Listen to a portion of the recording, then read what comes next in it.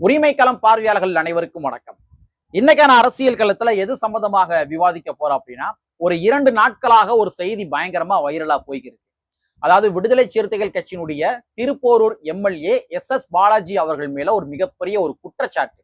அதாவது திருப்போரூர் தொகுதிக்குள்ள ஒரு நிறுவனம், அதாவது ஹெலிகாப்டர் வச்சு சேவை பண்ற மாதிரி, சுற்றுலா மாதிரி நாங்க கூட்டிட்டு போறோம் அப்படின்ட்டு பெர் ஹெட்டுக்கு இவ்வளவு அமௌண்ட் அப்படின்ற மாதிரி ஒரு நிறுவனம். சோ அந்த நிறுவனத்திட்ட எஸ் பாலாஜி அவர்கள் லஞ்சம் கேட்டதாகவும், ஆட்களை விட்டு மிரட்டினதாகவும், பணம் கேட்டு ஆட்களை விட்டு மிரட்டினதாகவும் ஒரு மிகப்பெரிய குற்றச்சாட்டு சமூக வலைத்தளங்கள்ல போய்க்கிருக்கு. பொதுவாவே விசிகாவுடைய செய்தி அப்படின்னாலே வாயில அவல் பொறி போட்ட மாதிரி மெல்லுவாங்க. அப்புறம் இந்த மாதிரி ஒரு தொக்கா ஒரு செய்தி கிடைச்சா விடுவாங்களா? சோ சமூக வலைத்தளங்கள் 2 நாளுமே என்ன பண்றாங்க, எஸ் பாலாஜி அவர்களுக்கு எதிராக ஒரு நரேட்டிவ் செட் பண்ணுகின்ற வேலையில வந்து இறங்க ஆரம்பிச்சிட்டாங்க. சோ இதனுடைய பின்னணிகளை கொஞ்சம் நம்ம ஆராய்ந்து பார்க்கின்ற பொழுது, இதுல இவ்வளவு பெரிய விடயங்கள் இருக்கின்றதா, இவ்வளவு பெரிய சதி வேலைகள் இருக்கின்றதா அப்படின்ற மாதிரி நமக்கு ஒரு சில தரவுகள் கிடைக்கின்றது. அது மட்டும் கிடையாது, அவர் மீதான குற்றச்சாட்டுக்கு, அதாவது எஸ் பாலாஜி அவர்கள் மீதான குற்றச்சாட்டுக்கு அவரே சில விளக்கங்களும் கூட கொடுத்திருக்காரு. சோ அந்த மேட்ரு என்ன, இதற்கு பின்னாடி இருக்க அரசியல் என்ன, இந்த சர்ச்சைக்கு பின்னாடி ஒரு முக்கியமான கட்சி, அதாவது தமிழ்நாட்டில் இருக்கிற ஒரு முக்கியமான கட்சி இருக்கின்றது. அந்த கட்சி என்ன அப்படின்றத இந்த காணொலியில கொஞ்சம் டீட்டெயிலா பார்த்துடலாம். நண்பர்கள் அனைவருக்கும் இளம் பெருவழுதியின் இனிய வணக்கம். நாங்க இப்ப நிமிர்ந்து பார்த்துட்டோம், இனி ஜென்மத்துக்கும் எங்களால குனிய முடியாது. அதனால நாங்க சண்டை போட போறோம். ஒண்ணுங்கிற மக்களே, முதல் இந்த சர்ச்சைக்கு பின்னாடி இருக்கிற அந்த முக்கியமான கட்சி எது அப்படின்றத நான் சொல்லிடுறேன். இது வந்து 100% உறுதியான தகவலா என்பது தெரியவில்லை. பட் இருந்தாலும் என்னுடைய ஒரு அனுமானம், எஸ் பாலாஜி அவர்கள் மீதான இந்த குற்றச்சாட்டுக்கு, இந்த சர்ச்சைக்கு பின்னாடி திராவிட முன்னேற்ற கழகம் இருக்குமோ அப்படின்றது என்னுடைய ஒரு கணிப்பு. காரணம் என்ன அப்படின்னா, இப்ப தமிழ்நாட்டுக்குள்ள ஒரு 234 தொகுதி வந்து இருக்குது. 234 தொகுதிக்குள்ளேயுமே வந்து அங்கங்க ஏதாச்சும் ஒரு நிறுவனங்கள் இருக்கதான் செய்யும்.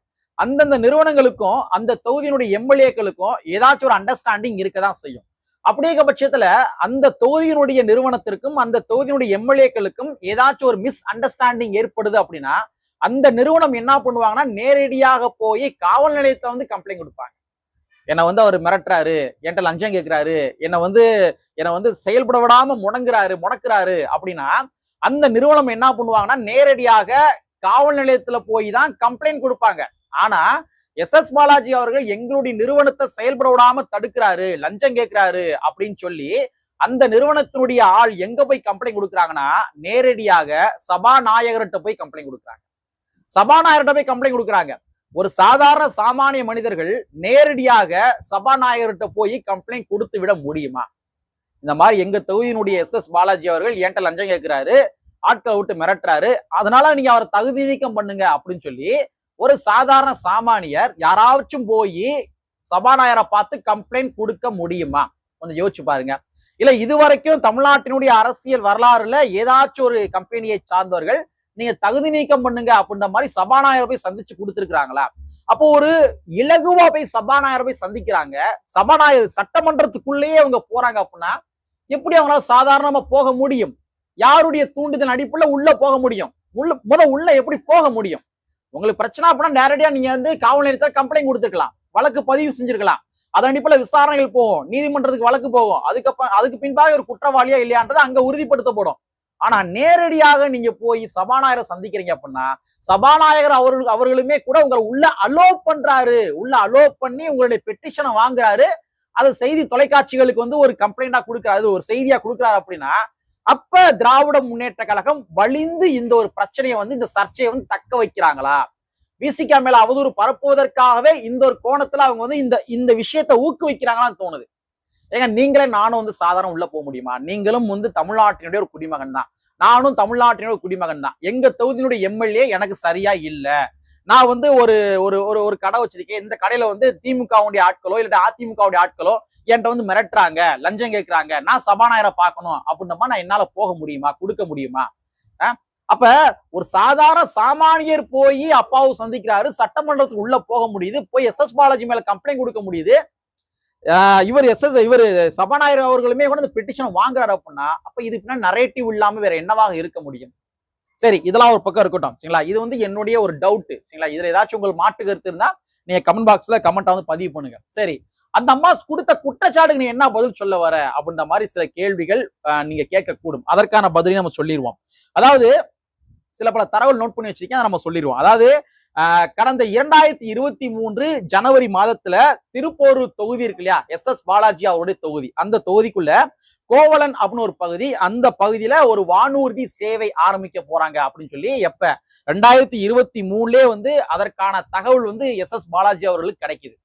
2023 கிடைக்குது. சரி, என்னடா இந்த மாதிரி ஒரு வானூர்தி அமைக்க போறேன்னு சொல்றாங்க, அதுவும் நம்ம தொகுதிகள் அமைக்க போறேன்னு சொல்றாங்க, அப்ப அவங்க அந்த கரெக்டா இன்ஸ்ட்ரக்ஷனா ஃபாலோ பண்றாங்களா, அதோடைய சேஃப்டி கைட்லைன்ஸ் எல்லாம் ஃபாலோ பண்றாங்களா அப்படின்னு சொல்லி, முறையா அனுமதி பெற்றிருக்காங்களா அப்படின்னு சொல்லி எஸ் பாலாஜி அவர் என்ன பண்றாருன்னா, கடந்த 24ஆம் தேதி, அதாவது 2023 24ஆம் தேதி 1வது மாதம் ஜனவரி மாதத்துல அவர் என்ன பண்றாரு, அன்னைக்கு மாவட்ட ஆட்சியர் அலுவலகத்துக்கு வந்து ஒரு கடிதம் வந்து அனுப்புறாரு.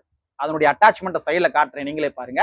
இதுதான் எஸ் பாலாஜி அவர்கள் அனுப்பிய கடிதம். கடிதம் வந்து அனுப்பி கேட்கிறாரு, என் தொகுதிக்குள்ள வந்து ஒரு விஷயம் வருது, ஒரு ப்ராஜெக்ட் வருது, ஒரு நிறுவனம் அமைக்க போறாங்க, சாதாரண நிறுவனமா இருந்தா பரவாயில்ல, இது வானூர்தி சேவைன்னு சொல்றாங்க. அப்ப ஒரு மேபி வானத்துல பறக்கிறப்ப ஏதோ ஆக்சிடென்ட் ஆயிருது, ஏதாச்சும் ஒரு சேஃப்டி இல்லாம இருக்குது அப்படின்னா, அப்ப அதை வந்து அவங்க கிராஸ் செக்கிங் பண்ணி நீங்க முறையா அனுமதி வாங்கியிருக்கலாம் கேட்பது கரெக்டா இல்லையா ஒரு தொகுதியுடைய எம்எல்ஏவா? அதனால அவர் என்ன பண்ணிருக்காரு, மாவட்ட ஆட்சியருக்கு கடந்த 24ஆம் தேதி 1வது மாதம் 2023 என்ன பண்றாருன்னா கடிதம் வந்து அனுப்புறாரு. சோ இவர் மட்டும் கடிதம் அனுப்பவில்லை, அந்த தொகுதியை சார்ந்த பொதுமக்களும் கூட என்ன பண்றாங்க, கடிதம் அனுப்புறாங்க. யாருக்கு? அங்க இருக்கிற ஊராட்சி மன்ற தலைவருக்கு வந்து கடிதம் அனுப்புறாங்க. 11/11/2023 தேதியோட சொல்றேன். 11/11/2023 அன்றைய தேதியில ஒரு கடிதம் அனுப்புறாங்க. அதனுடைய அந்த கடிதத்தினுடைய காப்பியை கூட நான் காட்டுறேன், நீங்க பாருங்க. இதுல பொதுமக்கள் சைன் வேற போட்டிருக்காங்க, அதையும் நீங்க பாருங்க. பொதுமக்கள் சைன் போட்டு வேற என்ன பண்ணிருக்காங்க, இந்த மாதிரி வந்து வரப்போகுதுன்னு சொல்றாங்க. இதனால எங்களுக்கு ஏதாவது சேஃப்டி இருக்குமான்னு தெரியல, மேபி ஆக்சிடென்ட் ஆயிருச்சு, வீட்டு மேல விழுந்துருச்சு அப்படின்னா பெரிய சிக்கல் இருக்குது. இது உயிர் சார்ந்த விடயங்கள். ஏதோ அந்த ஹெலிகாப்டர் ஏதோ 1.5 நபர்கள் போவாங்க, அந்த 1.5 நபர்கள் வந்து அந்த ஹெலிகாப்டர் ஆக்சிடென்ட் ஆகி பொதுமக்கள் வசிக்கின்ற பகுதிகள் விழுந்துருச்சு அப்படின்னா, இல்ல அந்த திருப்பூர் தொகுதிக்குள்ள வந்து ஏதோ திருவிழாக்கள் நடந்துருக்கு, அந்த நேரங்கள் ஏதாச்சும் ஹெலிகாப்டர் ஆக்சிடென்ட் ஆகி உள்ள விழுந்துருச்சு அப்படின்னா எத்தனை உயிர் சேதங்கள் ஏற்படும். அப்ப பொதுமக்கள் அச்சப்பட்டு என்ன பண்றாங்கன்னா, ஊராட்சி மன்ற தலைவருக்கு வந்து 11/11/2023 அன்றைய தேதி என்ன பண்றாங்க, ஒரு மனு வந்து கொடுக்குறாங்க. அந்த மனுடைய போட்டோ காப்பி தான் நீங்க சைட்ல பாத்துக்க இருக்கிறது.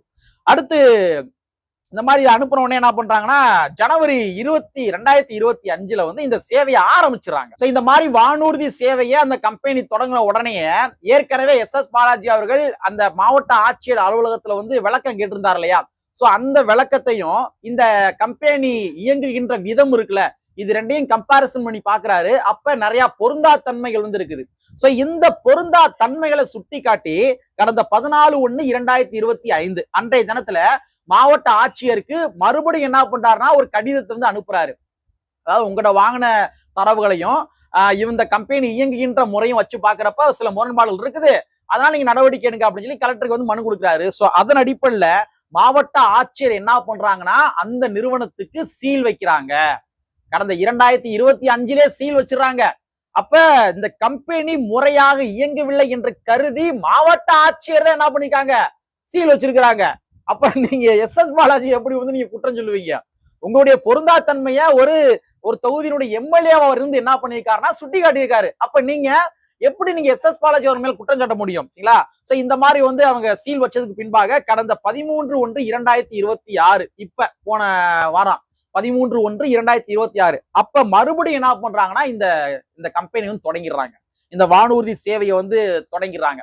சோ இந்த மாதிரி தொடங்கணும் என்ன பண்றாருன்னா மறுபடியும் இவர் என்ன பண்றாரு, வாட்ஸ்அப் மூலமாக மாவட்ட ஆட்சியருக்கு என்ன பண்றாரு, கேள்வி கேட்கிறாரு. இவங்க மறுபடியும் தொடங்கிட்டாங்க, ஆனா முறையாக அனுமதி வாங்கியிருக்காங்களா, அதனுடைய எல்லாமே இந்த செக்லிஸ்ட்ல எல்லாம் கரெக்டா இருக்கா அப்படின்ற மாதிரி மறுபடியும் என்ன பண்றாருன்னா கடந்த 13/1/2026 என்ன பண்றாருன்னா வாட்ஸ்அப் மூலமாக மாவட்ட ஆட்சியருக்கு ஒரு குறுஞ்செய்தி வந்து அனுப்புறாரு. அதனுடைய போட்டோ காப்பி இதுல காட்டுறேன் பாருங்க.